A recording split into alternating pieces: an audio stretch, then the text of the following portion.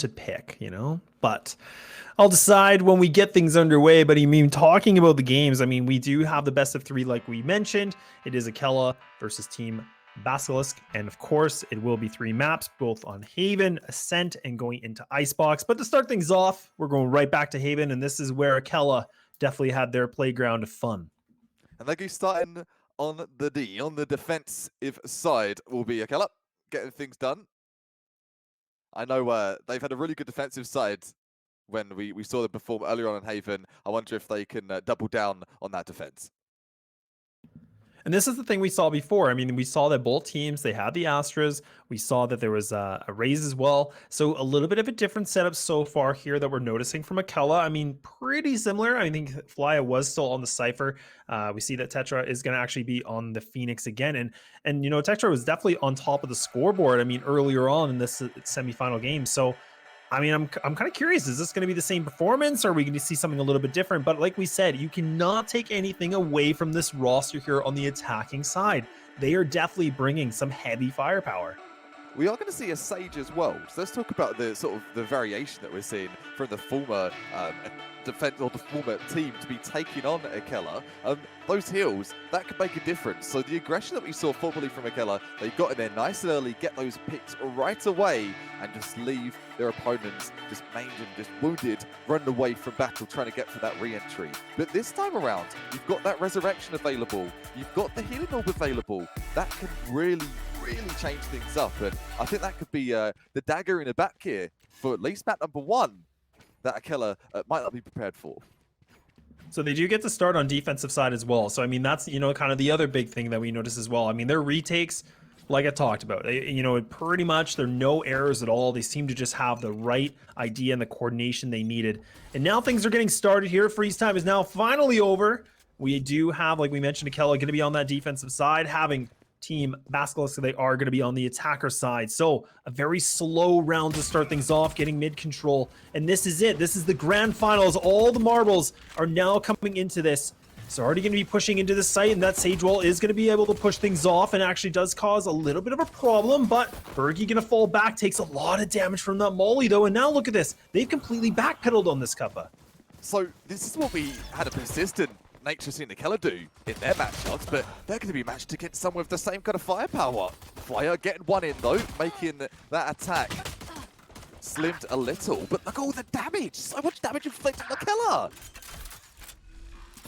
A lot of damage already. Wilski actually does push on through. Shock Dart going to land. That's a good placement. Now bringing it back to an even playing field, a 2-2. Will be the Phoenix very low. Wilski still trying to make a little bit of a one-on-one situation, but now he's going to have to pull up two big frags. Two players are pushing on through, and he's able to get a double! The drive-by with a clutch to start things off. That's huge! And that's going to be now going in favor for Team Basilisk. Oh, man. Oh, give me a bunch more pistol rounds like that. A collateral headshot with a ghost. Come on! Top tier stuff here. Poised and ready for another round. Will be the attackers. Oh man, you haven't seen anything like that against Akella today in pistol round. That's a kick in the stomach. I mean, the fact that, you know, he was playing behind Spike, the box. I mean, the fact that he was just trying to play left or right of it, and then able to just get the little, you know, cheeky little quick drive-by. That's just something you don't see every day, but it works out, you know, picture perfect. And now things are already looking pretty good. The momentum is still shifting over on their side already. Going to be starting things off, able to pick up one, and now even.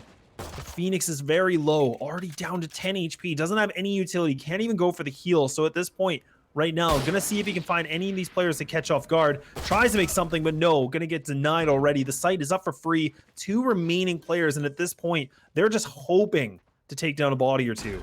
Pick up a weapon, something. Anything to take away. Manners says no. It's over, my friends. Fiend holding that Spectre and just hoping to get a couple of exits here would be nice. Build up the bank, get the fortune. Maybe wait your way to the Fools of top 500 fortune. Fiend though, a lot of work to do. 4 players do remain. Shorty and a Spectre, not going to cut the mustard, and Nana's triple baby gets it done. So a good start now. So Money in the bank, just enough, you know, of course, to get the rifles, get the armor, get what they need here on the defensive side. Find what they can get. They got the utility they need. And now they're going to see if they change up their setup. And what we noticed before on the previous map is that they always seem to push sewer. They always try to put a lot of control to players to get those immediate trades, get that intel, and fall back. And that's kind of what you want to do on a map like this, especially on defensive side. You want to bring that fight to them. And look at this Fiend. He's already on the high ground playing such an aggressive angle, but he's going to have to dash out and completely reposition himself. And already Flya able to pick up another frag. And that's a big one as well because that's the Sage.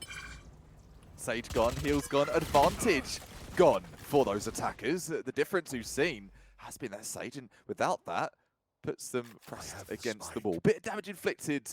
Gonna be on Flyer though, down to 49. Someone's looking for that assist.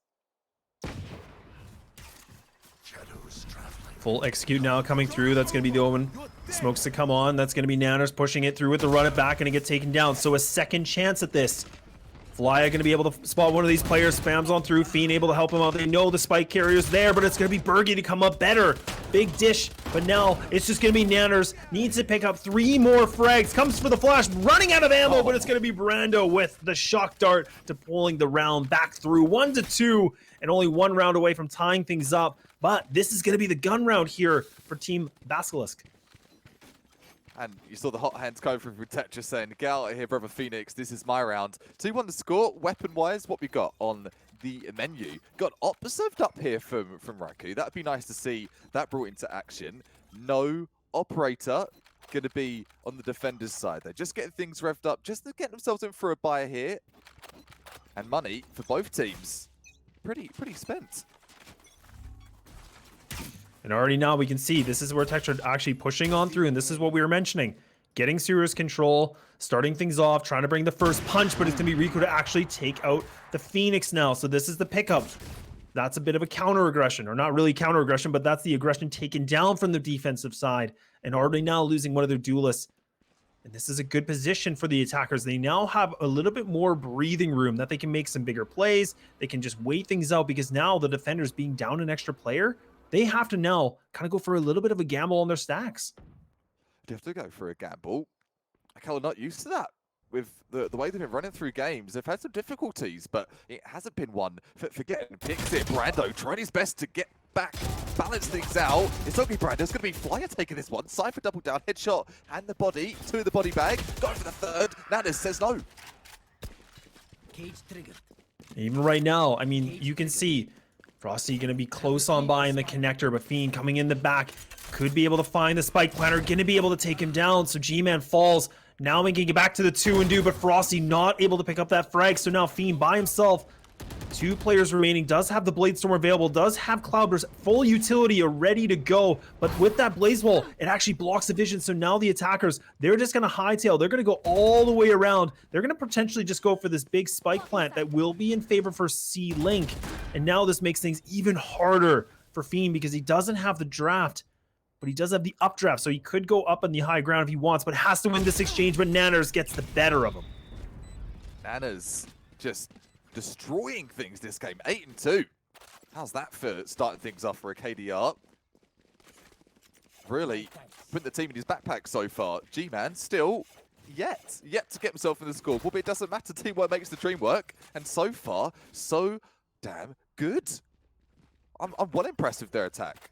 And Akella, they're starting to get a bit frustrated. They've got that Shiko going. We have seen some spicy, extra ghost pepper spicy kind of plays from them. Maybe they could even things out with the Sheriff in the Bucky.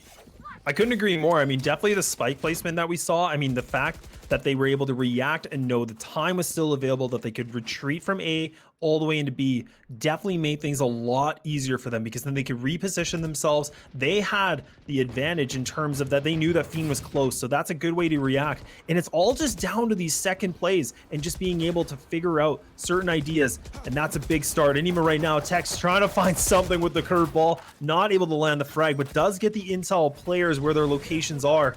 Oh. And even now, Frost actually coming for a little bit of a quick play, and even Fiend now bringing a knife to the gunfight, finds one, trying to look for a little bit more. This is the hot seat play for Fiend. He's doing his best. Going dodge to the left, dodge to the right. crisscross, going for the best plays here. Nana's essential to get this play. He's going to get it done. Puts it to the 2 versus 3. Another Sheriff ringing through the bell of Riku. Oh no, it's all going to be on Nanas. Oh, look at how far Nanners is. Completely away. Has the run it back. Could use it. This might be a good chance to burn it. But they're going for the defuse. They're going to completely stick up a Flya. Going to be sending Nanners down. So they're going to be able to pick up another round. And at this moment, they're going to allow the diffuser. They're going to wait things out. Get the extra orb for Brando. Getting closer and closer to that Huntress Fury.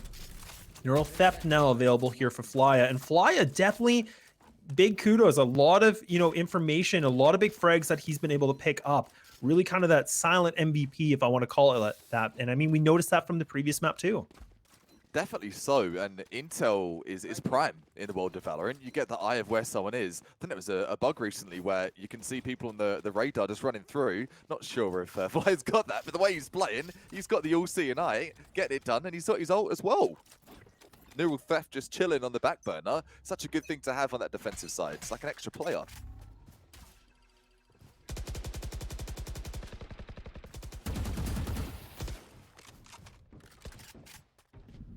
Give it that highlight as well, Laz. That Shiko, it worked out.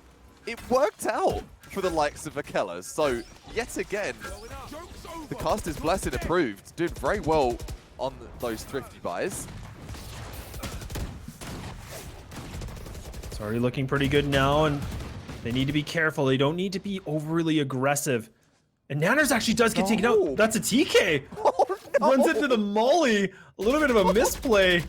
Oh, you do not see that every day, and that's just not what you want. But now Nanner's going to be able to try to find something, but makes it with nothing. And that's a flawless round here from the defensive side. A very crucial round for them. Not losing any players, just building that economy. And this is where they start to flourish. This is where they excel, and that's what we noticed before on the previous map on Haven. This is where they seem to just kind of get their groove back. They get a feel for the team, and then really, all motors running. Almost is running, and Nanas maybe overdrive, perhaps, with the hot hands of doom. Taking out the teammate there. Not ideal. Hopefully able to shrug that one off. We've all been there, lads. We've all been there.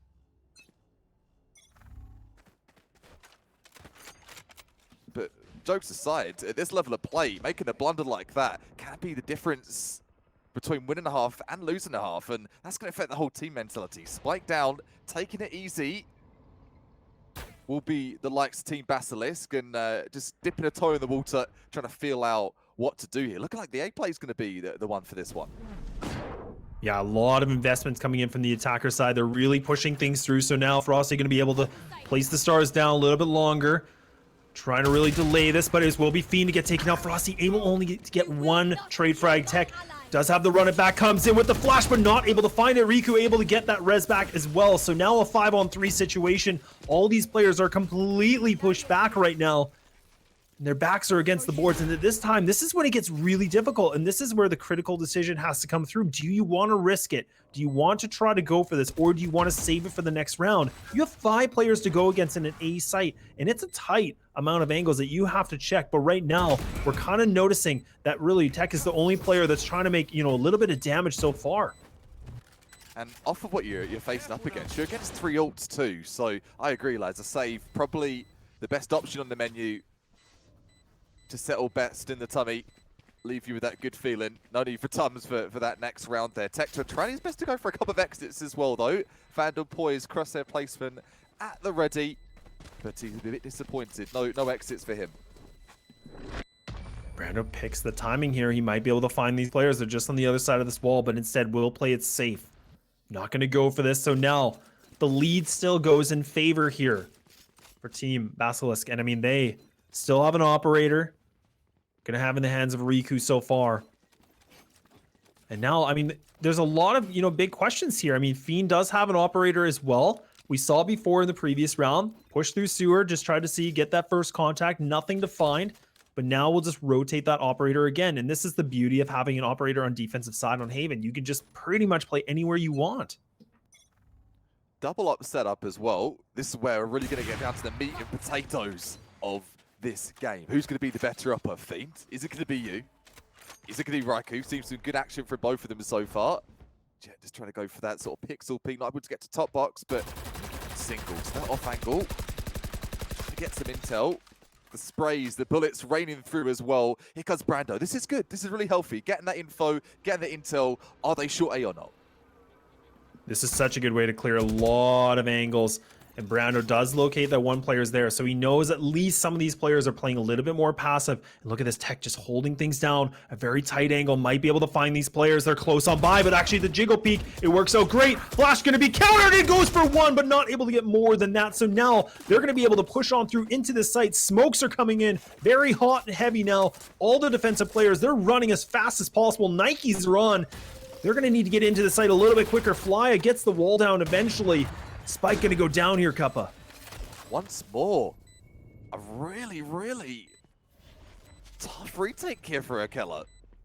And you can see from the delay of the way they're playing this, it's got to be precise. No error can be made here if it's to get this one done. Frosty, been very noisy so far in this tournament. Haven't seen too much from this best of 3 so far, but the night is still young. Plenty of time.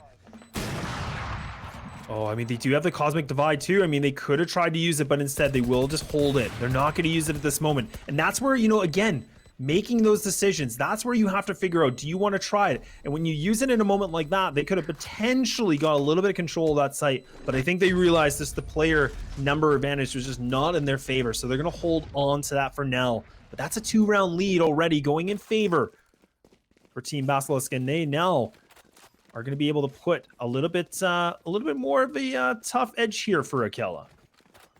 Talking of that though, the money isn't looking too horrible on the side of Akella. So considering a bit of a loss streak here, still some chips available for them to invest further more. Going to start to be looking at a bit of a grayer waters though, if they're not able to convert some. Side of Nanos and Team Basilisk, they're having a sculk-driven attack here. If they keep up this momentum, this could easily be map number 1 for them. This is definitely where we notice. I mean, Akella, they seem to be very strong on their defensive side. So they definitely need to pick up as many rounds as possible. Oh, look at that spray. Completely gets it a lineup, and that's through the cyber cage. Had no vision whatsoever, just on the edge of the wall. And takes down both the Sage and the Phoenix. So these are good pickups. And now there is still 3 ultimates available here for Team Basilisk. So they can try quite a few options. They don't have a res available, but they do have the Hunter's Fury. They could find the Neural Theft to get that intel if they can pick up this frag. But right now, it's all about somebody getting that frag. That's the key point. Who's going to be that key fragger here? Bergie just remaining dormant over at Sea Gardens. Get a bit of info. Chooses for that Phantom and respect going into that close quarters combat. Vandal, or Phantom I should say, Brogy best, but oh no! Getting torn in there by the Astra play. And Astra, Frosty ZK coming in with some great util on the support there. That Nova Pulse, the Nebula, everything you're seeing there from Astra. I don't think all players are ready for it, lads. They don't always know how to prepare for that kind of play. And that's the difficulty of Astra. I mean, you know, she's so new into competitive play, so everybody's still kind of figuring out the best ways to counter things and what do you do? I mean, you see the star placement, you're like, well, do I stand here? Do I not stand here? Do I go forward? I mean, there's just, you know, so many different things that you don't know. And that's always the frustrating part about, you know, playing a new agent. But right now, we're definitely seeing the value being used explicitly. And even Fiend, not able to put that op into work, changing up the plan once again. And this is where we saw before in A Sewers, back in C, but now locking things down a little bit more differently. But right now, TV, they're really just putting a lot of their investment inside of A. And this Omen position, look at this. He's completely on top. He's an A tower. Look at this. But it's going to be Tech that's going to be able to land that frag. So that's a good start already. And it's already falling apart here for Team Basilisk. Some blue cheese crumbling everywhere. It's a mess. It's going to be expensive mess as well. We talked of you lose one and the rest of the half is to fold through. Astra, and the gang, I should say here, from Akella, looking to capitalize absolutely everything they can from that. Tetra got one off the ult, going for the second, gets the support there from Flyer, and it's going to be all on the lonely medic, the lonely stage here of Raikou. Looks like his day's numbers here.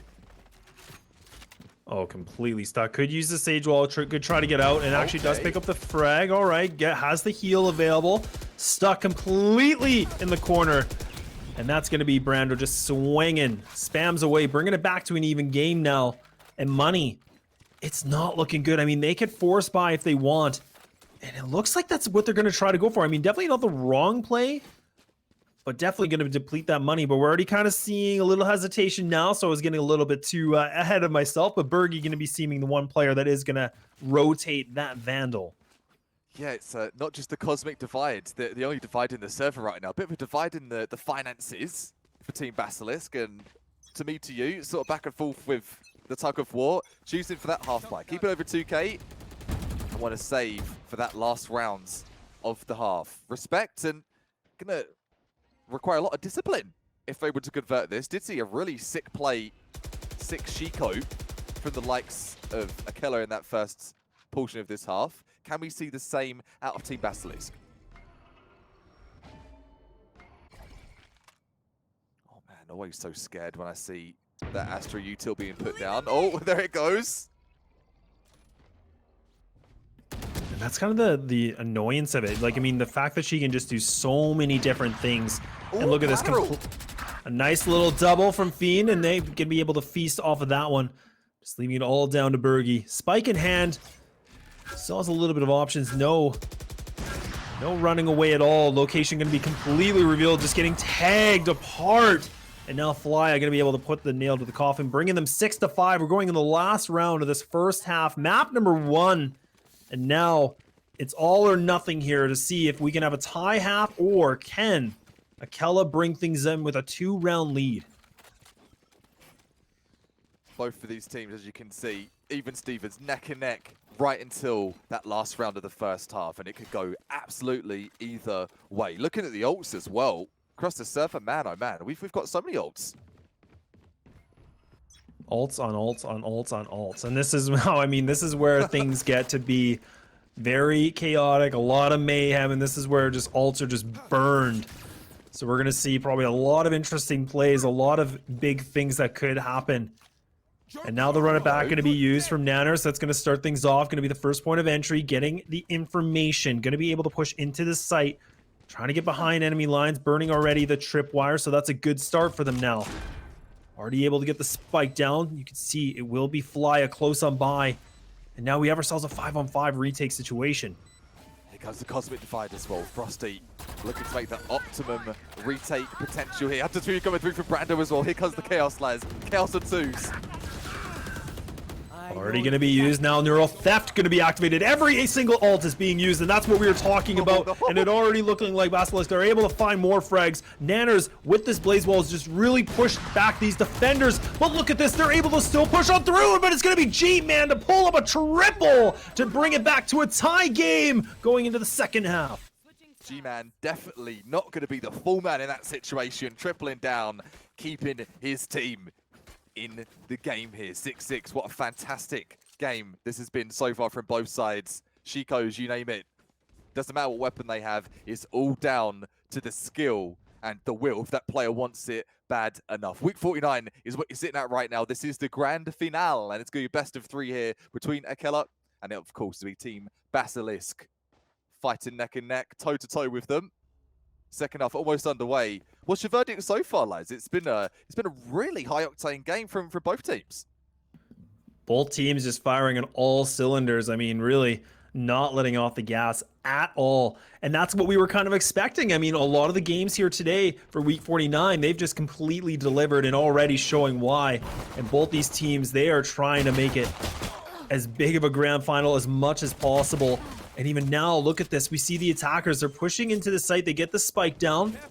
And a bit of an interesting position for these defenders. They're completely stuck. Look at this. They're all of them are just hanging out in C-Link. It's a picnic. It is a picnic. Who's going to be chowing down on the food, though? Who wants to eat all the sandwiches? Drink all the apple juice? Even now, Flya. Oh no, Paranoia. Completely blinded.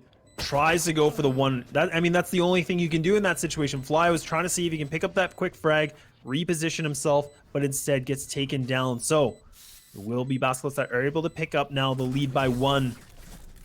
In a very dicey round for both teams, but it pans out well for them. The goat spray coming in there from Team Basilisk. As it looks, it's going to be Wilski nominating himself for the GOAT. Not yet, son, not yet. Still quite a few rounds before that one's going to be determined. And as you said there, with this best of 3, a bit more flexibility and a bit more ability for both teams to know, okay, we lose this one, no worries. We've still got that comeback chance on the cards. But no team wants to lose this. Want to get off to that best start possible. And you're seeing the Shiko, that devastating Shiko out of the likes of Akella. Can they do it again, Liz? Again and again, they've done it before. Big ask for a third help in here. Found my wire. Cage triggered. Even now, Fiend, I mean, being the Lone Ranger by himself, just creeping things through, scouting things out a little bit, making a little bit of noise. But it will be Wilski. Actually does get the recon bolt. Shock Dart's now going to come through. Fly takes a significant amount of damage. Already down to 21. And both these players are kind of stuck here. A little bit stuck in the mud. I mean, they don't really have a lot of room that they can work with. Location going to be revealed as well from the counter here from the Sova on the attacking side. Spike still going to be making itself into A main. Fergie going to be able to get another chance at this fully blind. We saw that before. Nanner's actually taking damage as well, but look at that flash. It's completely well. Oh, but Tech coming up with 2. Able to just put the classic to work. This is ridiculous. This shouldn't have happened. This shouldn't have happened at all. Weapon-wise, there was no armor. Not one piece of armor available there. Oh, not like this. I mean, look at these players. I mean, the Sage doesn't even have the heal. 22 seconds left on that heal. Does actually land the shot now. So, all down to Brando. Gets the dart out in time, but they know exactly where he is. But he has to get this. He gets the nice one tap. Can he get the second? No, it's going to be G-Man to bring it back still, keeping that lead by the skin of their teeth with 8 HP. An almost thrifty round here from Akella. Wow. Sheesh. Getting uneasy in my seat here. I'm fidgeting just naturally. It's uncomfortable. It's uncomfortable how Akella put these teams all tournament long in those tough positions. They hardly had any weapons. They've got the full buy now, though. Man, taking notes. Another 3K from G-Man. Just hard carrying his best here for the past couple of rounds at least with those kind of clutches. 6, 7, 9, 10, 10 the frags though. So I'm talking for carry, not overall, just for that round. G-Man has been the clutch master. Need to see a lot more here if that's to continue. I feel like your playbook for your silver rankings is definitely increased now from watching these games. Make sure you put in a little post-it note. Okay, check the recon dart here. Here we go, Brando. Here. Coming through with one dart, gets some intel, gets some info. Here comes the run it back. Ooh, straight to the Dober tech trap. Run it back now going to be used, so no ultimates available, but the attacker's still going to be putting pressure on the C site, but the Jet actually going to be going for the big lurk. Nanners actually does find the heck of tech now, so finally takes him down. No second life at all. And this is an interesting spot. I mean, this is now a 2-1 split. Both these players are still locking things down here at Long C, waiting for their Jet to still get a little bit of information. Fiend scoping out the land of the A site, seeing what he can find. Can he find some frags? Can he find an empty site? Now knows the Cypher's close on by. Going to be able to push on through. Cyber Cage is used again. Brando finds the head of Riku. Now, this is an interesting position because now they get 2 more frags. This has worked out completely well because now they can get in this site for free. Everybody kind of leaned on A.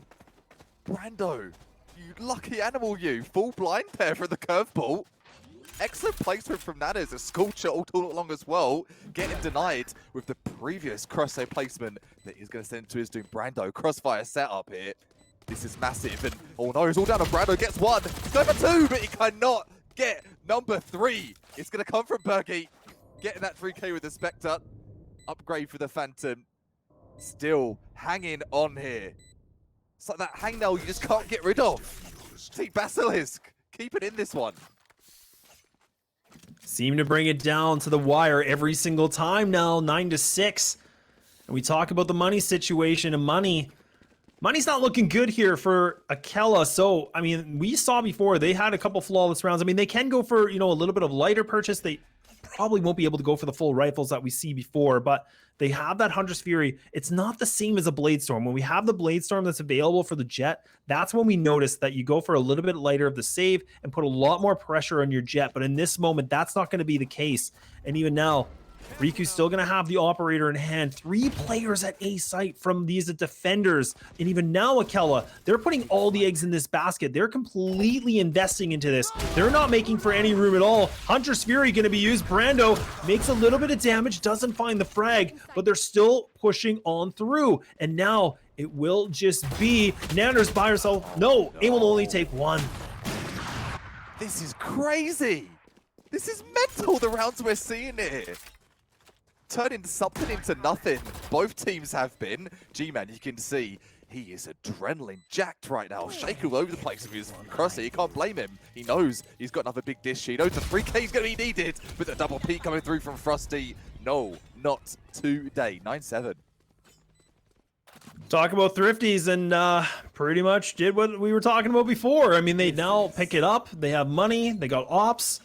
And they now put a lot more of a bind here for Team Basilisk. So, I mean, they now have to save. Like, their money is completely depleted. So just losing that 1 round has completely kiboshed their money system. This is ludicrous, man. I think it's like worth putting on the table as well, Laz. A key staple thing that you need to have as a Valorant team now to be getting up to that top tier. You need to be able to play those Chicos well, those Ecos. You better have something spicy up your sleeve. And so far, so good for both these teams. Stepping up to the plate. 3 ults available for those defenders. I think they're going to need it with the spicy team of Akella. And we saw before, you know, on the semifinal game, Akella had a little bit of a slow start. I think they were down, I think it was like 4-0 or something like that. But then all of a sudden, things just really started to pick up. And now they seem to only be 2 rounds away. They have the, you know, the thrifty round. This is maybe where, maybe that second gear, that second win comes in. Maybe that's where this could change things a lot. And even now, they're going to go back for what they know best. They're going to go for the full execute once again. Frosty getting ready, placing the stars, getting ready. Going to be using a lot of the smokes being used as well on the Nebula Pulse. So, going to be blocking out the vision of both the tower and also short. So, they're putting a lot more of their attention towards the main front. But that's going to be Nanner's lands a nice little one-tap with a Sheriff. Man, I feel sick. I'm nauseous from these plays. This is disgusting. Sheriff, no armor, boom, headshot, see you later, 5 versus 4, 30 seconds, that's such a problem. That put up a concrete wall. They don't have a save, but they've got the brick wall for him to go into A at least. Brando, still persistent that he will be on another site, but he's down to the 3-on-2. I know exactly where you are. Oh, Riku able to find Frosty now, so just leaving it all down to Fly. There's no way that he can win this.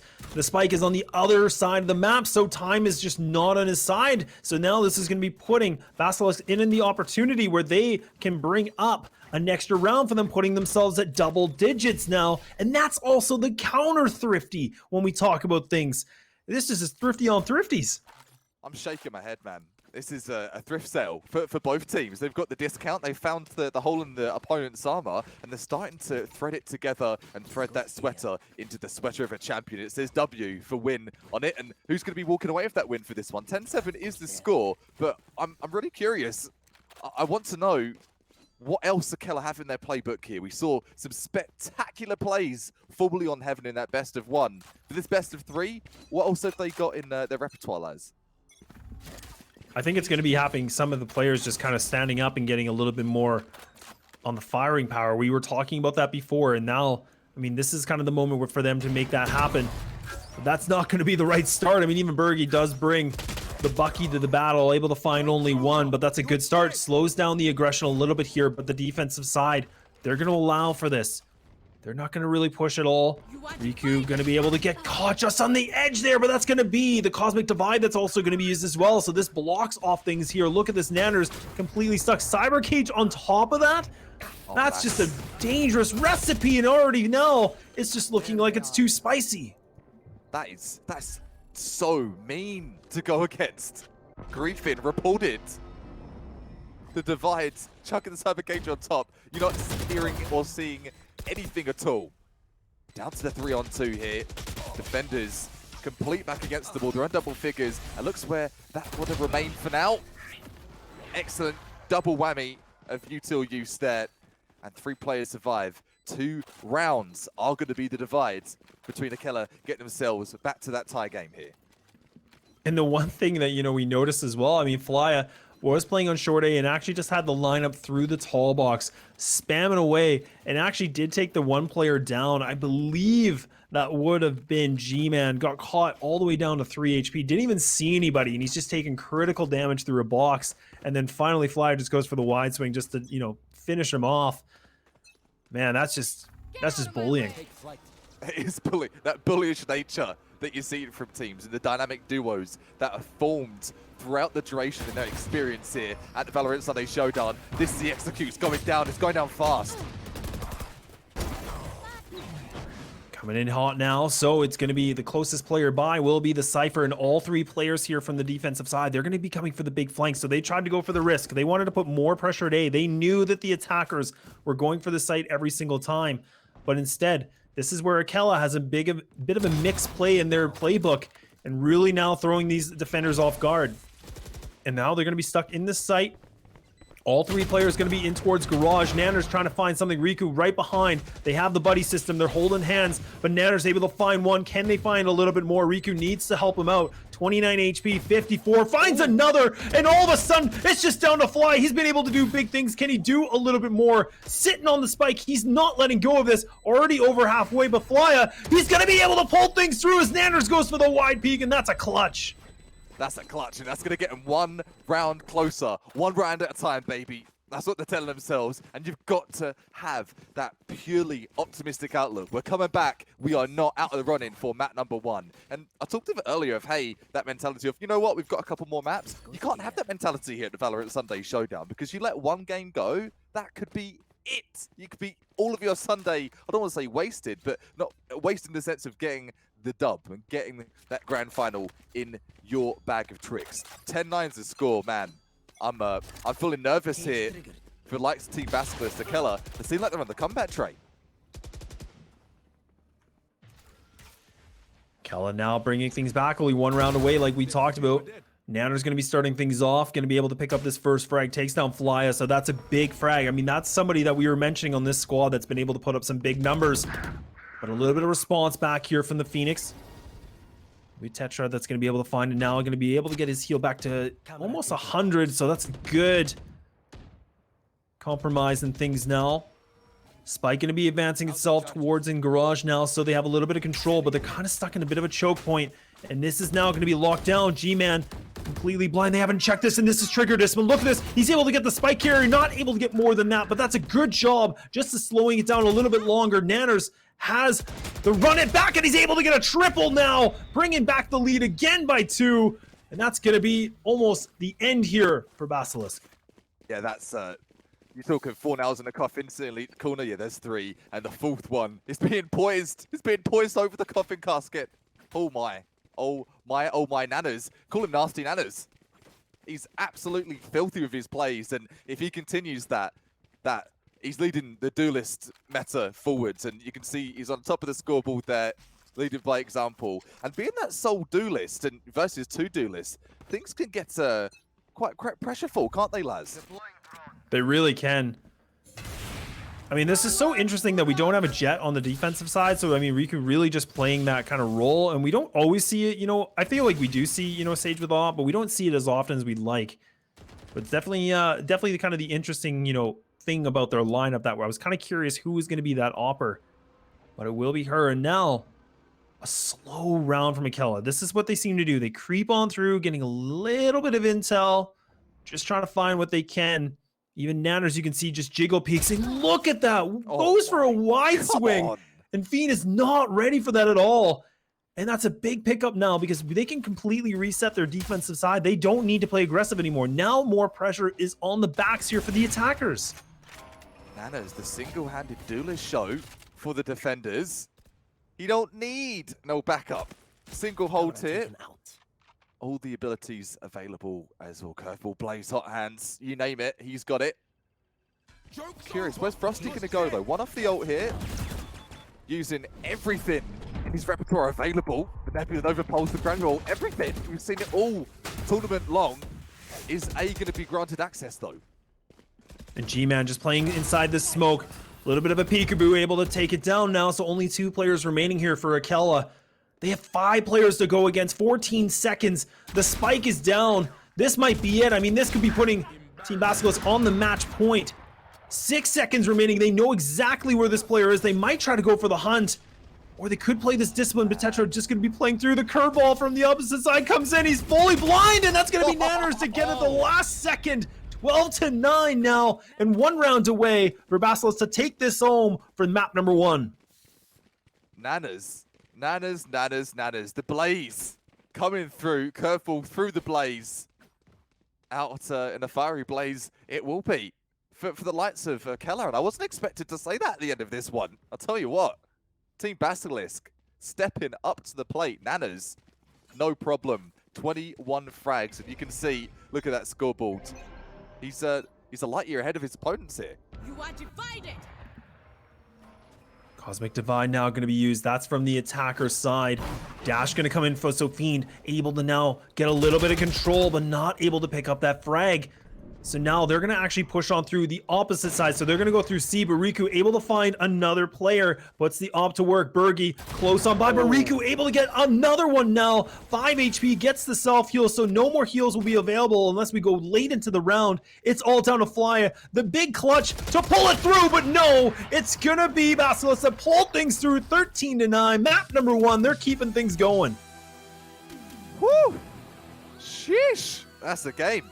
That's the game, and that's going to be our grand final. The first of this potential best of 3 here. Who's going to take it? It's going to be Team Basilisk. And look at that, Nanners, top of the scoreboard. 313 for the combat score, lads. Honestly, don't remember a round where he didn't at least get 2 frags. 2 to 3 at least. I mean, phenomenal play from Nanners. I mean, the fact that Nanners was able to just pick up those, multi-frag rounds and being a Phoenix, I mean, a Phoenix on Haven, in my opinion, is such a good agent to have. And that's exactly why. 5 first bloods. I mean, those are just big stats. I mean, that's the highest that was in the server. I mean, the fact, we'll see the MVP probably coming up very shortly. But again, I mean, my hats off would be Nanners just based off of, how well Nanners was playing that game. But there was some big plays. I mean, as well as the Phoenix on the side of Akella too. I mean, a lot of big pickups as well, considering things didn't go their way. Definitely so. I was about to say double Phoenix whammy, the mirror effect at the top of the scoreboard. You're taking notes, hopefully you are. What to put into your matches? Well, being Phoenix on Haven, check mark, checkmate. For the likes of Team Basilisk at least, taking map number 1. And we will be heading into map number 2. Give you a little preview. What we're looking at is going to be Ascent. We'll be heading over to for that second matchup here. So I'm sure the players get themselves ready. And we'll be back with plenty more action here. Yeah, we will just be taking a very short break as we get ready for map number 2. Don't go away. Grab whatever you need. Grab a Red Bull. Grab a snack. Whatever you need. We will be back very shortly.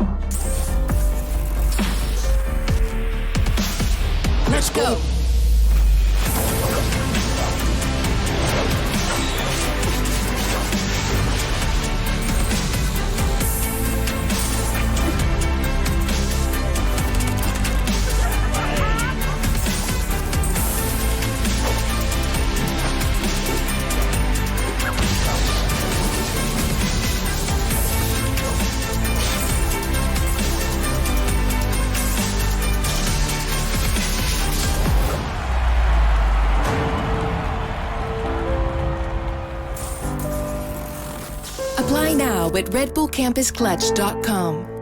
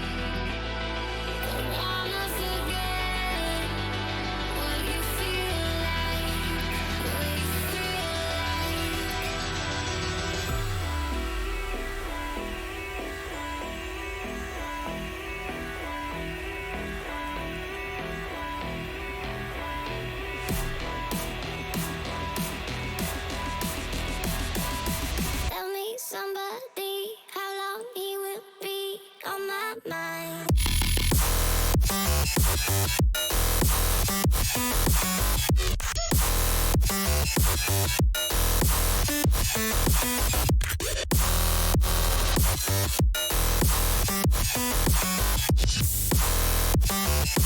He will be on my mind.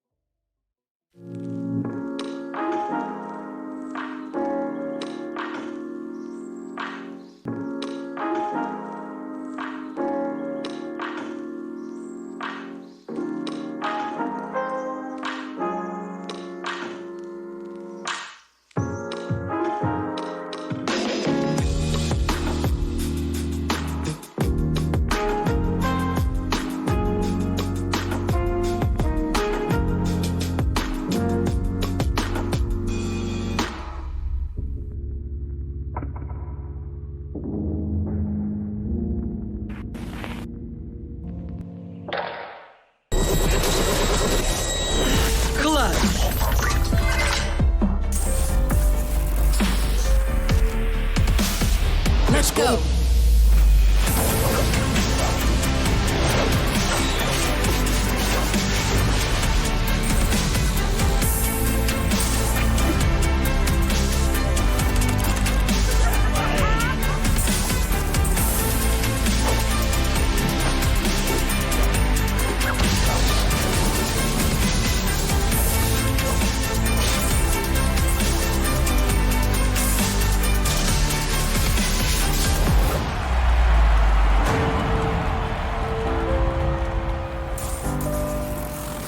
Apply now at redbullcampusclutch.com.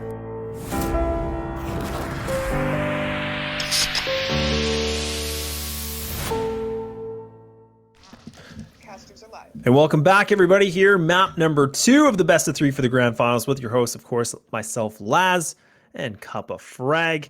And already now we have Team Basilisk versus Akella, and things have now gone the way of Basilisk already. And now it looks like we're getting pretty much right into things here, Cuppa. Put him ready and awaiting. Players all strapped into their gamers chairs, belted up, and we've heard there's a storm around as well. So I know a lot of the players in the chat are saying buckle themselves down for potentially a windy, bumpy ride in the server and outside of the server. In the server, though, what have we got here? I need the one set of smokes coming from the work of Omen on the side of Team Basilisk, but smokes, we've got Frosty with Astra as well. So always getting used to that sort of new mix-up. We've mentioned it a couple of times in this tournament, and for those watching at home, if you've not seen Astra play until today's tourney, probably a bit of an eye-opener for you there, and it is for us as well. We're speaking off cam. Astra's effect and her impact is monumental, and I think something a lot of in-game players it takes getting used to. Yeah, it really does. And I mean, the one thing we're noticing as well is, I mean, even Riku before, I mean, was playing the the Sage before on map number 1, and now switch things over to being Raised. So, like you said, I mean, they're kind of playing more of that traditional setup. I mean, nothing really out of the ordinary, but again, this is kind of the exact same setup, except for Falaya now being on the Killjoy versus being Cypher. So definitely still playing that Sentinel role, but curious to see how the Killjoy will now kind of pan out. And like we said, now all the pressure here for Akella, because they need to pick up this map to bringing it to a third. But now, Basilisk, we can see if they can bring things over, maybe for a 2-0 sweep. Team Basilisk taking on, it's going to be Akella for the grand final in map number 2 of this potential BO3. Let's get it going. Let's get fired up here for week 49. 700 bones in the line here, guys. $700 US for one of these teams. Who's hungry? That's like $2,000 Canadian for us. I was going to say, that's millions of dollars in Canada. You could buy a house for that. Crazy, crazy stuff. Pistol round kicked off here. Frosty trying to really psych out those enemies there with the Astra abilities, and unknown to many, and that ghost is going to be known to the likes of Raikou. So already 4 versus 2. We've hardly seen any of the players here from Team Basilisk. That was a really quick round that we saw from Akella. I mean, the fact that they just kind of put all the pressure towards A really didn't seem to change their plan at all, and really the biggest thing that we noticed right away was that Fiend was able to go up into short A, get into tree, and take down the player of the Phoenix. So that was a really good pickup from them. So they were just able to kind of pinch that site from both long and short A, and really just no problems at all from there. I'm loving the gravity wells from Frosty. I've tried to use Astra myself, and it's a bit embarrassing, to be honest. It was really a sad sight to see. But I have taken my own personal notes here. See what I can work in the range. Probably won't be as good as Frosty. Frosty, though, poised with a Spectre, waiting to see what's to come here. Going to be starting things off again. Recon Bolt not actually going to find them out. So going to be pushing on through. Nanostorm Nade going to clear off that right-hand side. Shock Dart lands right on top of Will. Look at that. Takes him already down. And that's going to be another Shock Dart. So that's not even a weapon that takes it. It's all utility-based. Going to be able to land that frag. And now they're going to be actually advancing that spike. And look at this. The defensive players, they're really leaning on this rotate, but now kind of a little bit of hesitation now, regrouping themselves. And already the attackers, they have mid possession. This is a dangerous position, and now just leaving G-Man by himself. He poised at Gardens, just hoping someone's going to push. If they don't, he's got that quick flank there. Talking to Gravity Wheel being thrown down already. Trying to get to the bit throw. Shotgun to the face, Shorty from G-Man. Tector trading back in. It's a 4 versus 3. And at this moment, I mean, right now, Basilisk, they're just trying to see if they can take down as many players as possible, see what they can find. Even Fly going to be taking down the 30, going to be by themselves, but his teammate's going to be right behind him. And the enemy line's going to be falling for the defensive players. So now we have the gun round that will be used here from Basilisk. They're going to be able to start things off, keeping the bonus round available for Akella. And this with the bonus round, I mean, really, they can try something a little bit more aggro. They can, it's not really a give me round, but this is more of that round where they can try to experiment more differently than when we see a full official gun round where teams start to really be cautious on all their decision making. And you got to love to see that. It takes confidence, and confidence is key in that Valorant realm. Making those plays is believing in those plays you practice for days and for days and for days. Is that going to come into fruition here? Bergie got the Vandal, going for that little jump peek, trying to get a bit of information. G-Man, though, I think he's going to have his work cut out for him shortly.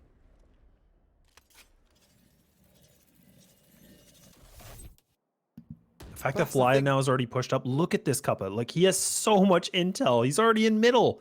And Nanners is just holding a curveball. So he might be able to find these players just off guard if he has the timing right. Timing being everything here. And as always, got to have some intel. Curveball, the reverse curveball coming through. Hot Hands is ready. Is that going to cook KJ there? Cook Flyer to a crisp. It will do. The crispy headshot will do as well. Puts it to the 5 versus 4. Rivet back going to be used now from Tetra, so pushes on through, and now Spike going to be advancing itself, and it's going to be Bergie holding it down in Boathouse, able to take down the Spike carrier, takes a lot of damage with it though. 21 going to be using the Paranoia. Doesn't matter because Fiend is still going to be able to make the connection. Now G-Man able to pick up a frag in middle, but this is a 2v2 situation now. Spike finally going to get planted. Riku makes the connect, or makes the cross from connector. They have a little bit of utility left here for G-Man, but they're both going to have to play this pretty much well together. Curveball comes in. The wide peak comes in from Tetra. That's huge. And now just all down to Riku. A 1-on-2 situation. Both players are hanging out in the Boathouse, looking at the yachts, and now they're just holding it down. And this is a tough position. Spots the shoulder, able to find one, going for the reload. A little bit of time left, but time is completely ticking here. Needs to get it, but it will be Fiend to land that shot. Fiend getting it done. Over and out and taking his time, really getting that third to a good position. A great position for the likes of Akella. Akella coming at you. Big brain plays here, and you talked of excellent stuff you've seen from them earlier in this tournament. I think this is going to be their matchup with the way they've been playing here. Shorties, or I should say Buckies, pardon me, on the side of the defenders. Buckies and light armor. That's an eco and a half. Yeah, definitely not the strongest inventory that you want in something like this, but this is kind of the, the big benefit for Akella now. I mean, they are just racking up their funds. They, really didn't lose a whole lot. I mean, well, they did lose 4 players, so really that is a false statement, but Riku actually starting things off, and that's already a good start. And that's the thing about the Bucky setup, is when you can play these tight angles, that's when things get to be a little bit more of the ruffling of feathers. But Fiend able to find it, and G-Man gets a little bit of reply back, and the Bucky's already looking so good, Cuppa. Oh no, the Bucky's looking disgusted. Absolutely disgusted for a fullback coming through. Puts it to the 3 versus 3. Bucky's versus the 3 rifles. Cannot miss a shot here. Going to be on the side of Team Basilisk. Bucky not built for distance. A Vandal is going to be in the hands of G-Man though. Oh my gosh! Oh my goodness, the drive-by from Wilski with a Bucky.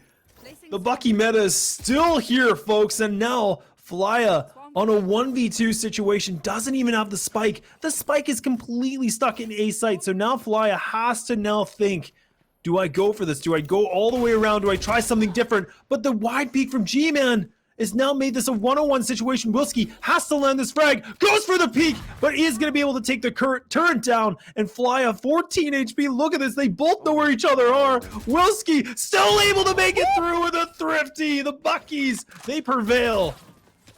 Man. A Bucky. It's not even a sheriff. The distance is toilet. And they're still somehow able to convert that one into a win. I think I've seen everything now. I think I've seen everything. The full Bucky eco gets it done. Taking notes non-stop here for week 49. What a round. Nothing more tilting than getting taken out by a Bucky. I feel like that's still one of the most tilting things to get, like, fragged against. You're just like, really? A Bucky out of all things. And I mean, the fact that they lost that round as well, whew, that's the cherry on top here for Team Basilisk. Bit of an assaulter, yeah. It's a good question, isn't it? Nanners. Great game last game. 360 combat score. Can we see it again? Still plenty of time. 5 versus 4. Here comes that KJ ult we're talking about as well. We talked of how impactful KJ can be the lockdown. Causing a bit of a flurry here, not checking corners. Wolski gonna really capitalize off that one as well. Whoa, just jumping out in the nick of time there. It's a 3 versus 2. Now Fly gonna be pushing through. He was the one player that needed to get those frags. He had the most HP now, so Frosty completely giving position away. Completely stuck. Look at this. Oh, actually lands a shot on the edge of the wall, but it will not be enough. G-Man gonna be able to take the head of him now, making it 2 rounds for them. And now putting the money situation a little bit in reverse here for the attackers. They still have enough that they can get some players with the rifles, but they're gonna have to work around it if that's what they decide to do. And right now we can see there's a little bit of contemplation. You can always rotate that 1 Vandal, maybe 2, and then have the Sheriffs right behind. And we saw it before, and maybe we'll see it again. But right now, it looks like they might try to actually go for a little bit more of an interesting buy here. Bucky is back on the server. Bucky back in business. This time going to be the side of Akella. They've had great plays with Sheriffs. Can they make a Bucky work? And in fact, another last minute change. They're back to the Shiko layers, the true and tested. That's what's been working for them. They're going back for it again. One Guardian, a Spectre available as well. So a little bit of spice is nice. G-Man grabbing one. That mid setup, the mid control.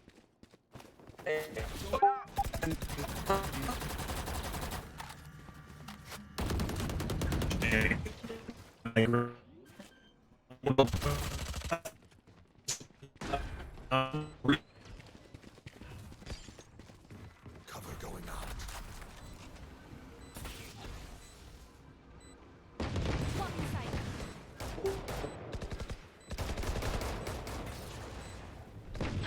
Whoa!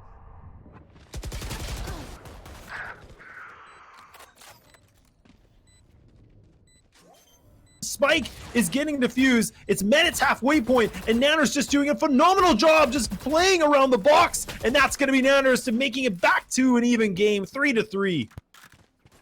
Wicked work there from Nanners. Let's break that down. What did Nanners do right to make that work? Well, he's buying time. Simply buying time with the play there. And little jiggle peek here, little jiggle peek there. Forcing Frosty to go for a wide peek for that spike. Not going to happen. Not on Nanners' watch. Nanners with a 3K. I spoke of Nanners going from bottom frag to top frag in a mere couple of rounds. And a mentality that it's hard to shake sometimes. You're at the bottom of the scoreboard. Man, I'm having a bad game. This isn't working. You've got to shake that off. Flip the script. That's exactly what's happening. Back on top, Nanners.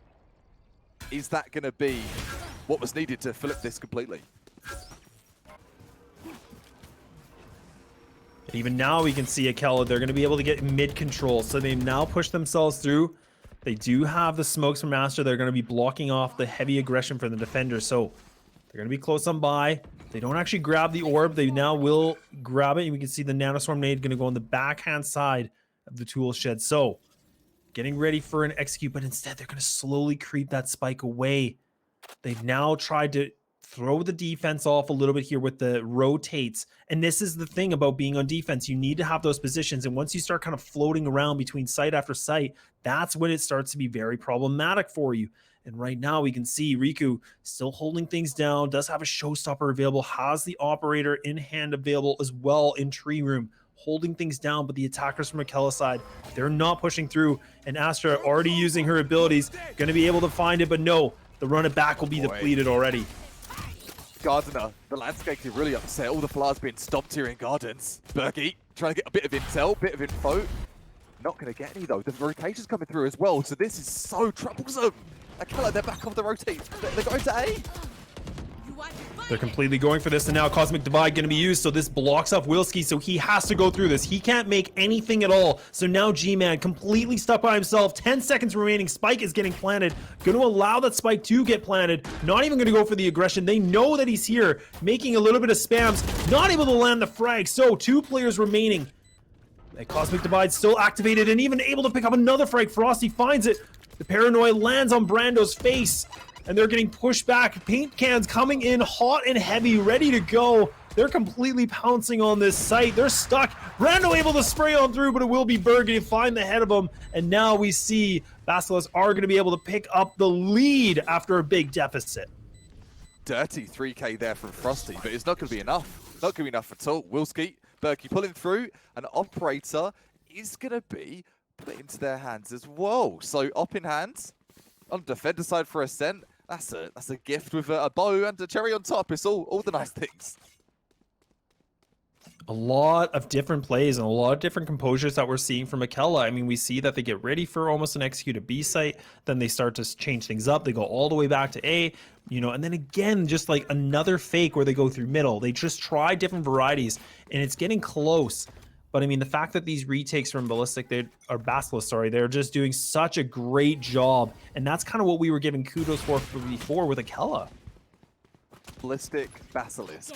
That's one that you cannot say 10 times fast. I know I'm not going to say that again because I will fumble it. That's a hard one to say, but that is how it's been so far for Basilisk. They've been really varying their style. So of Akella, that's what's got both of them to this point. Now, it's popping off with that run it back off on Catwalk.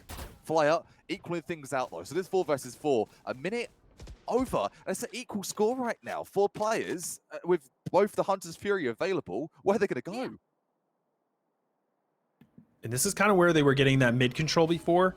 And this is where they try to, you know, divide the map as much as possible. Fly, if he's able to pick up that frag against Bergie, that could have been a good start for them. But he already hears another player going for the rotate. So if he can be patient on this, he might be able to get the backstab. But we can even see Wilski just waiting things out. That Hunter's Fury quite high. I'm not sure where that was going. But right now we can see that if Fly can find this little window of opportunity, this could be the big play. This could potentially be a big play of the tournament. I mean, this is a backstab indeed, and already his teammates are falling apart, so Fly has to get this frag, and he's going to be able to. That's a good start already, but taking some critical damage. G-Man going to be able to win the Killjoy on Killjoy, and now 2 players remaining. They're in the site. They got the spike planning, and it's a 3-on-2, Kappa. This is so nerve-wracking, man. Edge of my gaming chair all evening long here for the Valorant Showdown. Week 49 here. The curveball coming through. He's going to do hit for Tektra, but it's not going to do for Bergie. He's got one more frag to do. 1 frag stands behind him, and this is not going to work. Fall through the sky. Tektra going to remove him. Headhunter, if you will, Laz. Very much so, mate. And taking that one with the tap through the air. It's 4-4. And that timing again, I mean, we were talking about earlier on that it comes down to, you know, those critical seconds. And I mean, the fact that we saw it was Bergie jumping from the top tower, and the fact that he was going mid-air and the other player just went for the wide swing. I mean, that's the window of opportunity you need to win that one-on-one exchange, and it works out very well. We bring it back to an even game. Another gun round for both teams. A little bit of a force buy here from G-Man. Not a lot to work with, but this is a good start for them. Orb going to be retrieved. Tektra going to be able to get that 2 away from the ultimate. But right now, Basilisk, they do have their Hunter's Fury. They do have a lockdown available. That lockdown is going to be critical for those post-plant situations. As well as the Hunter's Fury. So we did see the Hunter's Fury formerly there from Akella, just trying to get a bit of ground control, block off a certain part on site. Super curious here how this is going to unfold. Ooh, that shock dart. Just a little pixel away from damaging Fiend, but he's going to survive just for a little bit longer. Oh, the ball spam's going to work. Oh, completely makes the connection. Both players are going to fall. So now the B site almost up for grabs. It's going to be Wilski. He needs to come up big, but he's only able to take down 1 now. Nanners creeps on through, goes for the spray of 2. That's huge. And now looking for a little bit more. Curveball going to come in. Doesn't fully blind, but it will work. And now going to be all down to Riku. Finds the shoulder of Tektra. So now things are down to the 1-on-1. Spike is not planted. And all the time now here against Frosty. Still able to push on through time. Can just wait things out, but that's going to be Riku to get the top of the box with a big clutch. Oh, someone's been practicing their Kovacs. Riku, I see you. Right to the dome. The 1 tap, get it done. With that lovely Elder Flame Vandal there. I was looking on Reddit earlier on with regards to skins and what skins you want to see back in the mix. Man, I need myself an Elder Op. I'm missing out, man. I missed out on that Dragon Op, and I'd love to see one. Raku still poised at heaven, ready. 5-4 is the score, and if anyone wants to make predictions, I'd be super interested to see it and hear it in the chat. I have no idea. Absolutely no idea where this one's to go. We've got double or triple ults on both sides. Lots of options, but what opportunity is going to be the one to get the success here? Oh, and you can even see Fly actually does make the little bit of connection onto Bergie's foot. Riku has the high ground, gets the 1, looking for 2. Going to be able to get the 2-piece, not the 3-piece though. A little bit of fiending going to be happening now. Fiend now gets the high ground. Bladestorm going to be used. The spike down.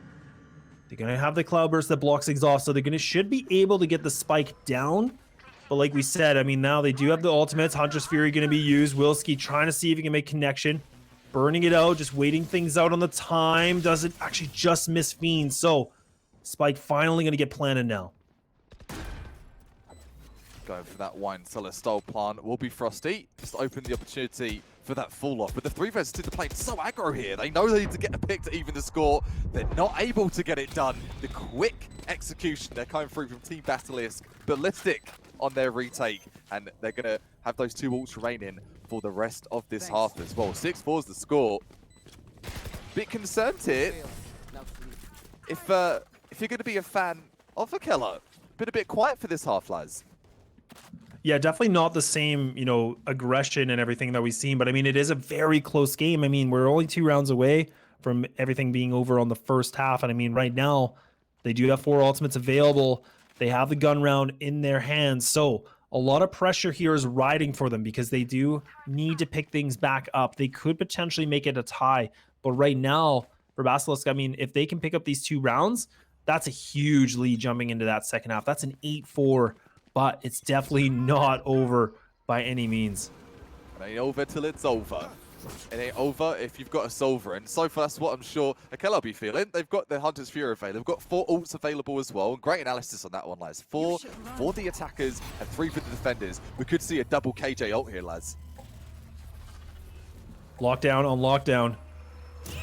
They're going to have a social party maybe, I don't know. But it will be the showstopper. Brando actually able to find him, so this is a good spot. Nanner's able to spray, but a good trade comes in back here. A 3-on-4 situation. Spike gonna get planted now. G-Man able to use this lockdown. This is exactly where you want to use it. It's not gonna be able to get broken unless the Sova can find it with the Hunter's Fury. Maybe gonna be able to. This is gonna be big. If they can find it, that'll be good. But not gonna be able to use it. They actually do use it, I think. Yes, they do actually lock it down. They break it. They completely make the connection. So KJ ult's been cancelled, if you will, 1 for 1. Bergie trying to get it done there, but it's all going to be in the hands of a lonely Sova. Wilski knows he's got the world to do here. All right then, to 6-5. Getting closer to that tie score potential. We did see it on Haven. It was 6-6 for the final score of that first half. Economy-wise, what are we looking at here to be served up for the final? 1 ult available from the shadows, chilling on the sides of Team Basilisk.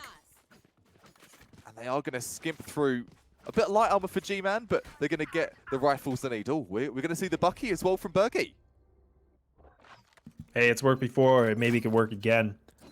And I mean, the one thing that we noticed is, like, we were talking about the, you know, the crucial, you know, lockdown that needed to be used from G-Man, but the fact that they had their Hunter's Fury and they had that connection, I mean, everybody plants the lockdown there, so it's almost you can learn that lineup. So if you change things up, that really could have changed the pace.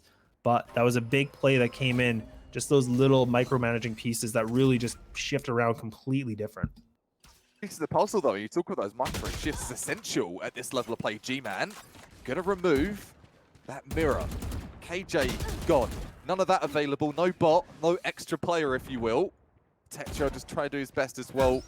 Stop more recall. Wilski, this shock dart, that could be nasty. Not doing too much damage. A little on Fiend, but not enough to frag. Both players creeping on through, trying to see if they can find anything at all. Through all the carnage, can they get site possession? Spike is going to try to advance itself this way. Recon bolt is going to be used, but doesn't actually land properly. So now throws the defense in a bit of a different situation. Fiend going to be creeping into mid as well. So this is a good position for them. They might be able to creep on through. Tetra, look at this. Able to cross on through, not getting spotted whatsoever. This is now putting way more pressure on G-Man. And look at this Omen ult. It actually lands right near, but going to be canceled. G-Man caught with the paranoia. Needs to hold things down. There's only 10 seconds remaining. If he can pick up the spike planter, this could be big. And they're planting behind the tall box, but G-Man able to find one, but the spike will get planted. It's going to be a 5-on-3. I was wondering what G-Man's impact was going to be. He's got one and done. Needs to be more. He's going to get another. He's done a 3K here. He needs to go for that 4K. 4K not delivered. Brando going to get it done. But Wilski following through. 6. No. It's going to be 7-5 for the end of that first half there. Team Basilisk pulling through. 4 players survive, and that's a cracking defender side for them. Almost caught you in the math error there, Kappa. Is it recovery? You heard the calculation going, and no. Quick incorrect. maths. Quick math dough. Not on this occasion. Slow math. The brain is slowing down. The Red Bull hopefully will speed it up. Hopefully for all the players in the server, one more half to go in this second of this best of 3. And if you're talking of the potential, the full distance, we're going to need to see a big half here for the likes of Akella. Massive half. This pistol round ain't never been so important for them. What's it going to be on the cards for them here? Lots of ghosts.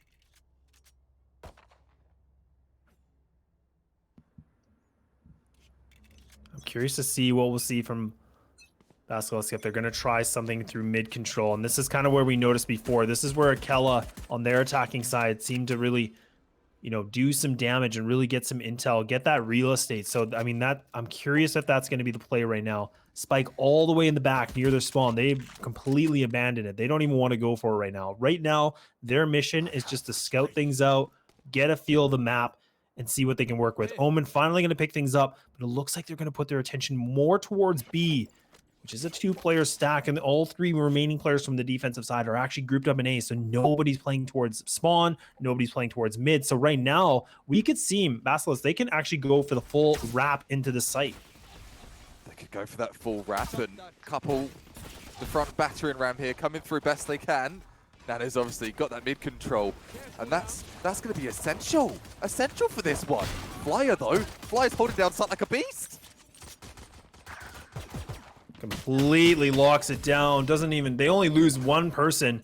I mean, that was just a very swift and easy round. And now bringing it back, only 1 round away from tying things back up. And the money, they don't even have the spike plant. They don't really have any bonus in that term of things. So they don't really build up that economy. And they only picked up 1 frag. So really, not the biggest round from them, but a big round from Akella. And like we said, this is map number 2. So Basilisk, they can pull this through. This is a 2-0 sweep, but Akella, they need to pick up this map win. And you can see that buy. That buy is we need to win, boys. They've gone all in. All of their chips are into this round here. Oh, Tektra. Get things off to a good start. So you're an odds man. Odds are looking good so far. They've gone for the full buy. They've got the first frag. So if you're an optimist, surely this is their round. Classics only as well for the likes of the Basilisk. Oh, gravitational well. Trying to pull in some opponents. Nothing to be seen here though. A lot of aggression that's coming in here from Akella. I mean, now they're actually trying to push on Catwalk a little bit, which is a very risky play to do. Now they know exactly where the Sova is. They saw the recon bolt that's getting used. Recon bolt on recon bolt. Fiend actually able to get a little bit of response back. Actually does take down another. So 2 players remaining here. Both the Omen and Killjoy. No spike for their possession. So right now it's all about damage control. They're just going to try to take as many bodies as possible. Still has the paranoia, uses it, actually makes it connect, but a little bit too late now. So Bergie, you can see he's waiting things out, actually caught off guard, but Frosty going to be able to take him down with a Bucky, bringing it back to a tie game. Frosty switched on as ever. 4 players survive, and all of them are going to respawn into this next round here. 7-7, neck and neck, anyone's game. And to say that in the second map of the best of 3 tells a mighty tale of the quality, the talent here at the Valorant Sunday Showdown. Week 49, and man, these teams are feeling sublime. They're feeling real good here on this Sunday night. Things are getting late now, so you were talking about fatigue? Let's bring it up, fatigue. Fatigue for us, but not just for us, but these players. They've been grinding all day. Your reflexes, you start to get a little bit rusty where that Red Bull is really going to have to start to kick in. And already kicking in, Riku able to find that first frag. So now Basilisk are going to be able to start things off.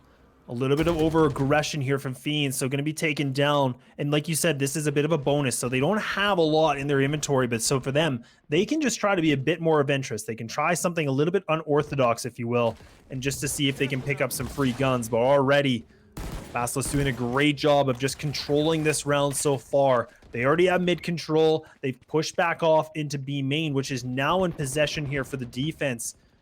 So now there's a lot of information gained for the defense. They can now just completely focus on middle and A. Middle A, ignoring B. There's a couple of players probing around from that defensive side, and they've got the info. They know it's empty. So that rotation is going to have to start to begin here. The Garden is stacked. Heaven, it's got a couple of players there ready and stacked as well. It's going to be a party here. Trades come through. Spike is going to be dropped, and now going to be retrieved. Frosty going to be able to creep on through this smoke, but not able to get more than one. But that is still able to pull down some good numbers. Spike getting planted and all just down to Brando in a 1v3 situation. Creeping on through, Spectre in hand. Just missing that recon bolt, but now they're spamming away. They might have heard it hit them, and that's going to be the round that still goes in favor here for Basilisk. They're going to be able to pull things through, and now we see the defensive side. They got the money on the board, and this is going to be the gun round. And Fiend does have enough for an operator, but instead, it doesn't look like that's what they're going to go for. This is quite the series you've seen so far. If you're just tuning in, thanks for joining us. Seeing quite a few new faces in the server as well, so do appreciate you having a peek on Twitch. This Vanguard Championship Series has been an absolute scorcher as usual. All these players looking forward to that Sunday action and looking to go all the way here. Right now, things are looking good. If you're a Team Basilisk fan, 1 game away, maybe that half a game, a third of a game away from taking this 2-0. Akella, though, they've got every reason to put up that wall and say, we are still in this, and slap that cosmic divide between their opponents and the win. If they go full execute here, lads, all 5. And already now they've depleted a lot of the defensive side on their utility, but it's going to be able to get a little bit of retaliation here, picking up a lot of frags, and now just leaving it down to Wilski, picking up 2 with the nice taps, looking for a little bit more, but Texture going to be able to bring things back, able to bring it to an 8-8. The aggression does not pan out well for them, but they respond back with the gun round. And this is now where Basilisk, they do have money, but at this moment, there's no need for them to go for the force buy. They can try something a little bit different. Maybe try more of the thrifty round that we saw before. I mean, it's worked before. Maybe it can work again here. Quick fire round. What's one thing that Akella can do or keep doing that's serving them well right now? I think it's going to be that hyper aggression, lads. They played very well with their quick trades and playing those off angles. What do you think is going to be that sort of secret hidden recipe to get in the win here? I think for a round like this, especially when your inventory is low, and like I've said this before, I feel like when you play as a unit and you just try to execute as a group, I think you have more of a chance that you can get those trades and just kind of get in the site, get the spike down, get that money. That's kind of what you want. I feel like that's kind of the big win, essentially. And taking a few bodies with it, cherry on top, in my opinion. Cherry on top of that cake, and it'll be a delicious treat if Nana's in the gang can capitalize off of this Shiko. 5 sheriffs. No Buckies to be seen. Bucky, get out of here. The sheriff's back. The sheriff's in town. Ooh, not going to see Flyer at the top there, though. Heaven taken out by the showstopper. Frosty, get another one in as well. They can't even get the spike down, Laz. Yeah, there's just been too many frags coming in. Akella, they're just trying to pounce into this. Nanners gets the curveball, but not able to get out of that situation. And back and forth we go. It's a teeter-totter. One side's heavier than the other. Just, we don't even know. And now money going to be back on the board. No operator going to be in hands here for the defensive side. Like I said, Fiend does have the funds, but no need to go in the rash play yet. They don't want to risk that big investment. Risky business here on the world of Valorant. Operator being bent for now. Keep it to those close combat engagements. Lots of Vandals. Hardly any Phantoms, actually, in the mix. Only the 2 Phantoms, or 3 Phantoms, I should say, of the 10 players. Saw a survey recently, actually, and the Vandal definitely more popular. That Phantom Vandal spray, Club. Pretty. You're the Vandal Club. Vandal CEO, Club all the way, baby. All the way, baby. Maybe that's where I'm going wrong for rank. A topic for another day. We'll put the Phantom myself on the bench. All these players, they're in the game right now. They're in the main frame of the game. Vandals galore. Talking of Vandal, Fiend, getting things kicked off in market. He didn't like the price of those apples and he's just going to take over himself. Walk it off, G. A little bit of a different play now we're seeing from Basilisk. They just creeping on. They're kind of doing these one-on-one peaks, so they've really just allowed two of their players to get taken down with no trades at all. Riku just waiting by, Flya just on the other side of this wall. And this is where they've had the most success. This is where they get into the site. They're able to push on through, but Riku completely exposed, looks at the wrong time, just checking too many angles, and this is a different round than we've seen from Basilisk. I mean, they weren't able to get any frags or any trades at all, and that's kind of been their demise. That's their demise, Fergie. Tried to do his best here, take out that turret. A lot more than a turret frag to get this one over and done, though. And yeah, no, Fiend, absolute just thorn in the side right now. Like all the players there, 12 to 17 frags, such a tight-knit setup of frags for both teams, all within a couple of frags of each other. That's when you know, you talked of it earlier, a team playing like an absolute unit. Who's going to get this one done? 4 ults. If I can get the math. Math definitely not my strong suit today. Disappointed. Got to be at school. Would have been surprised with the statistics I'm putting down today. I'll give you one solid one though. It's 10-8 right now. And if we do not start to see a bit of life in Team Basilisk, this is going to be off to map number 3 of Icebox. I love a bit of Icebox. Are we going to see it today though? Ice in my veins. I mean, time will tell. And this is kind of the round. I mean, this is a thrifty round here, or a potential thrifty round that we could see with Basilisk. And 4 ultimates are ready to go from the defensive side. And I mean, that's going to be interesting to see what they do. But Frosty actually get caught with this paranoia, but they don't actually push on through and fast enough. Nanoswarm actually going to be able to take down the spike carrier. So already that's a good start. And Frosty, nice little one-tap galore, looking for a little bit more. And that is already looking pretty good. And Wilski finds one. He spots the jet, trying to maybe see, can he make something work? Going to get pulled in the gravity well. He gets out of it. That quicksand's over, and now he's still alive a little bit longer. But at this moment, like I said, he just needs to find an extra body. If he can make that work, that's going to be a good start. But Frosty picking up the triple. 11 frags, 11 deaths, 11-11, Make-A-Wish. Make-A-Wish, you get out that round at least one more frag. He gets one and done, and back in for another one. 3 rounds to find the lead right now. 11-8 is the score. I keep banging about that score. It's been neck and neck the whole time. And the first time in this matchup, we're starting to see a bit of a distance put between these two teams here. Team Basilisk losing a grip of this game, and it was 7-5 at the half-flat. As a little reminder, PSA, they had a 2-round advantage to start this half off. This is pretty much the tail of the game, like tail of the tape. I mean, this is the round where Basilisk, they have to pull this round through. If they have any chance of making it a fighting chance, it is absolutely now. Like we said, we've been talking about the score. It's getting closer and closer, and this is where they need to pull up big. And already they fall down. They lose their player. Texture still putting that pressure on. They haven't been able to respond to this, and Gravity Well actually going to be used. Doesn't work completely. Riku going to be on the other side of this, just getting caught a little bit. Holding a tight angle, but look at this, Texture knows exactly where he is, but they're grouping up. They're going to be trying to go for a B split. 2 players in middle, 2 players in B main, getting ready for the execute. But Fiend, he misses that shot, and that's an opening for them now. That's uncharacteristic of him as well. Talk to fatigue. Maybe it's starting to kick in. G-Man, 50 HP, throws down the lockdown. This has to be effective. It's imperative for them to have any chance of capitalizing off this one.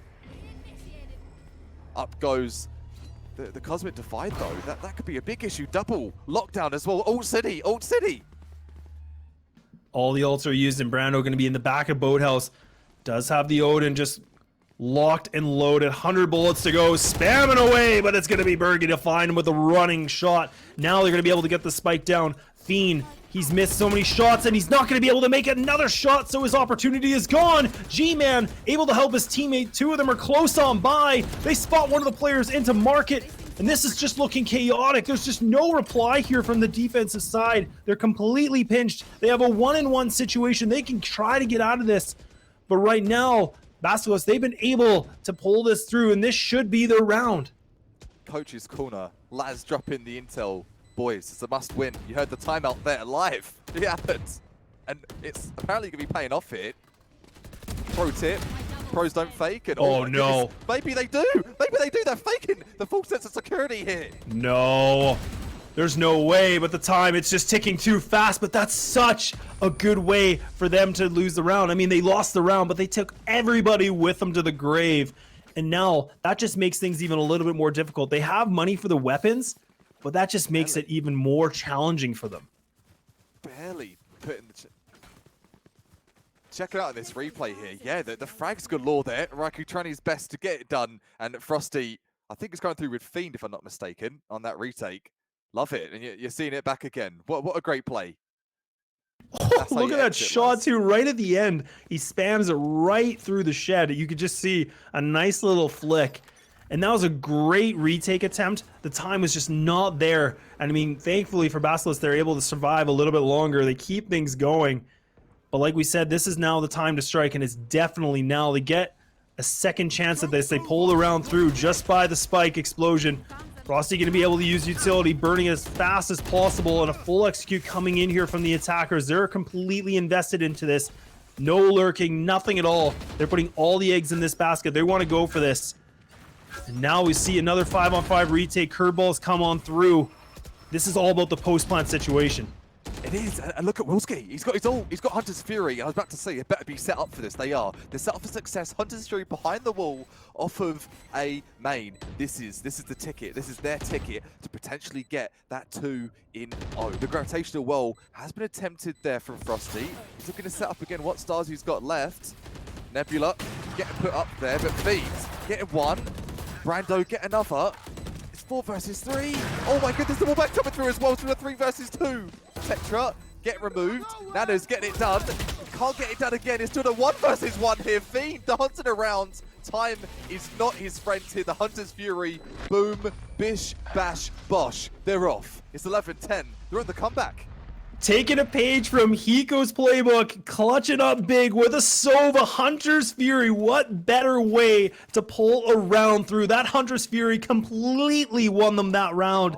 Able to take down the diffuser and finds it. Like you said, they survive another hit from the defensive side. And unfortunately for them, they got a heavy artillery against them again. So they could bring things back. They could tie things up. We're only 1 round away. They were in a deficit, and now they're starting to wake up a little bit here, Kappa.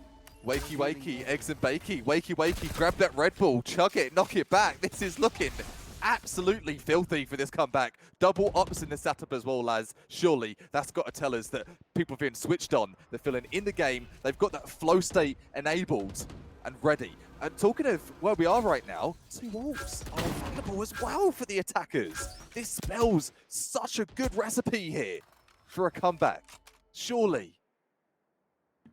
Definitely ops on the board. Both sides have it. Both players. Riku having that op before. We've seen in this best of 3 doing some damage. We've seen Fiend land some great shots. And now the pressure is definitely building up for both squads. I mean, for the defensive side, now things are getting a little bit more tense. They have this lead, and now it's starting to crumble apart, and the execute is now coming through. They're going to be able to push into the site, but it's going to be Fly. He's going to be able to find 2, looking for a little bit more, but no, it's going to be G-Man to reply back with a double, and they get into the site, get the spike planted, and now it's just Wilski spraying on through, but he's not able to make it work, but Riku does have the showstopper, needs to stop the show here from the defense. Super special G-Man. I'm going to say he's the MVP for this matchup so far. Down to the 2 versus 2. He's been making some epic clutches, locking down hallway. But my goodness, he's got to worry about sight. Sight's the problem. Showstopper's going to come through. See you later, Frosty. And see you later. Oh, Tektra. That's huge. Night. Oh, I hope we can get that on the replay. I mean, we were talking about the showstopper and everything that it needed to do, and it picks up the 1 frag. We can see it here. Spots the shoulder, gets the first frag, looks for a little bit more, but instead that Blazeball blocks off the vision, so he's able to just kind of hug this side, gets it ready to go. He lands it just on the edge, and then now just gets the triple, baby. And now we have ourselves a tie game. I'm feeling jacked from that, brother. look at all the frags between them on the side of Basilisk. 13, 13, 15, 15, and 16. They are so dialed in. They don't care who gets the frags. They just want to get that entry, get into sight, and get it done. Nanas getting a bit cheeky here. Cheeky. He's going to get cheeky real good. Taking our tech shot. Counter Phoenix. The mirror removed. This is looking so good for them. And they've got from the shadows as well. They got everything available for them, and I mean, now Nanner's going to be able to close this door, so they're going to be able to get into the site.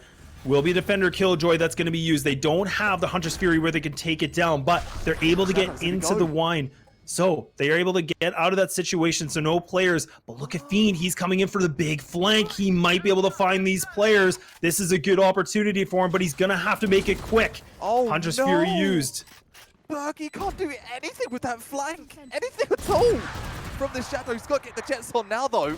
Don't know if he's going to need to. Fiend doubling down for the flank here. It's a 2 versus 1. Bergie cannot from heaven. I don't think Fiend's going to be expecting this as well. That plan, that's going to make things real difficult for him. Paranoia coming through. Oh my goodness, it's over. It's over for the match point. It's 12-11.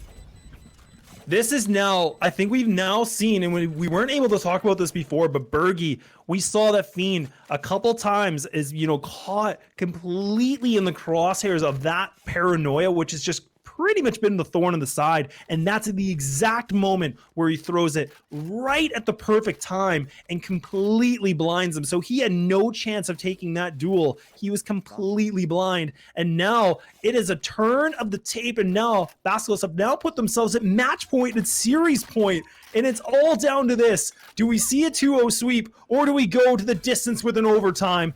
We're going to be finding out here very shortly now, and even Fiends trying to make things a little bit more entertaining, trying to bring the knives out. They're in desperation mode here, Cuppa.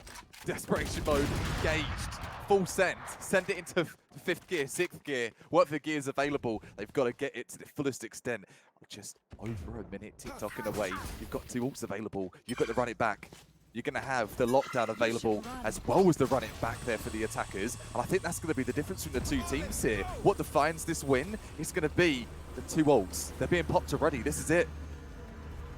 So much information gained. Nanners actually pushing on through. Oh, almost able to get those frags. That could have been absolutely huge. And even Riku comes up with a double, but that's going to be with the blastback and the operator. And now it's only just down to 3 players remaining here for Akella. They need to find some frags, and they're just not able to make it work. And all of a sudden, it's down to Frosty on the 1v4. He's got the judge, and this judge is going to have to make a big order, but going to be completely caught off guard. And Basilisk are going to be your champions with a 2-0 sweep in amazing fashion, 13-11.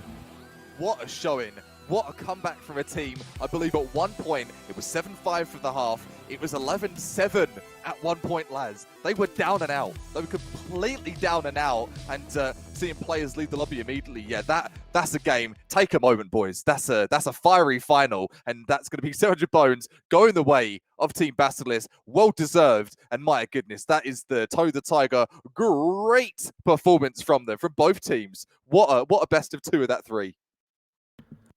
I can't believe it went all the way to the end. I mean, it was looking so good. Akella, they just seemed to have that rhythm. They were just getting a lot of good control on their defensive side. And that's kind of where we were really narrowing in for them. And that's where they were excelling the best at, is on every map that we've seen them so far. Their defensive side seemed to be kind of their best case scenario for them to pick up rounds. But Basilisk just, experienced together, and we've seen them in this tournament time and time again, and it pulls out very well. And I mean, that's a big loss, but you know what? Still an amazing comeback from Basilisk. The fact that they 2-0'd that in that fashion, man.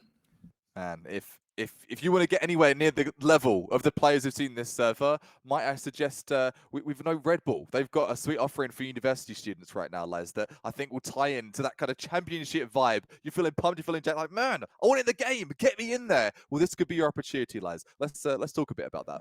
I mean, the first thing to talk about, is the HyperX MVP, which is going to be Nanners. I mean, with a 277 average combat score, definitely makes sense. Nanners absolutely popping off this entire series, making so many big plays, just being that big entry player. And I mean, being an entry is a lot of responsibility, and great power comes like a lot of responsibility, and definitely panned out well. So congratulations to Nanners for winning the HyperX headset, so you can get in contact with the team and get everything sorted. But definitely a nice way to even have on the top of the victory. Oh man, you talk of all tournament long. He was even the solo duelist, I believe, on Haven and some of the former maps that we had earlier in the tournament. So yeah, great power, great responsibility. His spidey sense were tingling, and he's going to be feeling good, and he's going to sleep well, I'm sure, as all the players in that grand final will. Reflexes tired.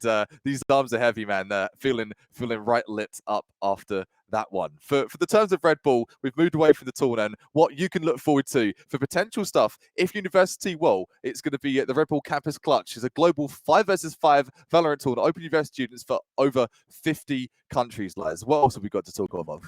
Yeah, so definitely if you're enrolled and you're in the collegiate leagues or you're in school, make sure to check this out. So it is redbullcampusclutch.com. We'll get our production team to spam that in the channel as well. But make sure to apply. I mean, this is an opportunity for you as a student to compete over 50 different countries of students. So I mean, this is now an opportunity where you get to experience, many different levels of online play. It's groundbreaking competition from all levels, and it's just a way to represent your campus and compete on a world stage and really to make history. Like, this is something we don't see before. So a big event from Red Bull. Huge shout out to Red Bull. I'm so excited to be seeing it. I can't wait to watch all these games.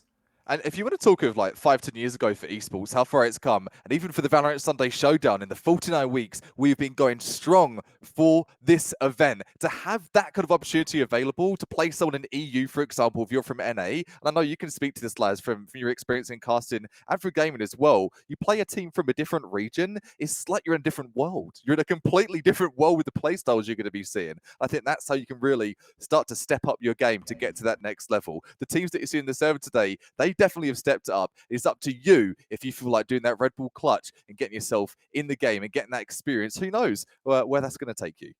Yeah, and that's the one thing to note too. And I mean, I'm glad you mentioned it because this is a chance where you get to head to Spain and go for a global prize. So I mean, there's a chance that, like you said, you're playing against different people in different countries. So just an entirely different experience. And like we said, it's a very unique opportunity, which I think Red Bull is just doing a great job and just providing a lot of great support to the Valorant community. But huge shout out, but make sure to check them out. redbullcampusclutch.com. We'll make sure to spam that in there for you guys. But if you are in school enrolled, make sure to check it out. An amazing, amazing opportunity. Definitely do before Laz and I get ourselves back in university, and we might even see you at that Red Bull Campus Clutch. Probably say, actually, no, if it's Laz or Cup of Frag, not allowed. But hey, we'll see how things go. From us though, I think that will be a wrap. And what a Sunday that was. Yeah, an amazing Sunday, and so glad to be back on the desk and everything for casting. Thank you so much, of course, to the Valorant Sunday Showdown for having both of us back together. Hope you guys enjoyed the show. I know we definitely did, and congratulations to, of course, to Basilisk that they were able to take on the 2-0 and are now your grand champions. What an amazing accomplishment for them. And again, yeah, congratulations to Nanners. Sick performance and a well-deserved HyperX MVP for week 49. It has been a slice at Cup of Frag on all socials. Give me a follow if you do not mind. To be back on the bike for that grind. Laz and I know we've been talking of. We're back in business, and hopefully enjoyed the show. Tune in next week for Play More Action. In the meantime, though, get you signed up for next week's Valorant Sunday Showdown for week 50. Hopefully we'll see you there. If not, catch you on the flip side, guys. Cheers.